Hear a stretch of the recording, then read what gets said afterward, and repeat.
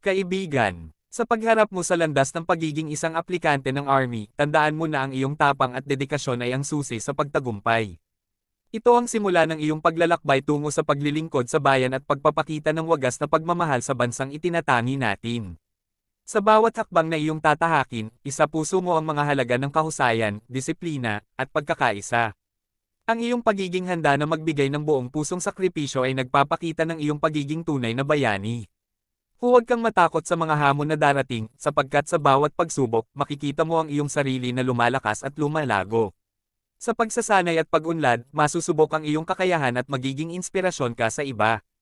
Isa kang lihim na tagapagtanggol ng kalayaan at kapayapaan. Kaya't sa bawat oras ng pag-aalinlangan, balikan ang iyong layunin at ang pangako mo sa bayan. Ipinagmamalaki ka namin, at ang iyong paglilingkod ay nagbibigay buhay sa diwa ng pagiging tunay na Pilipino. Naway tagumpay ka sa iyong misyon.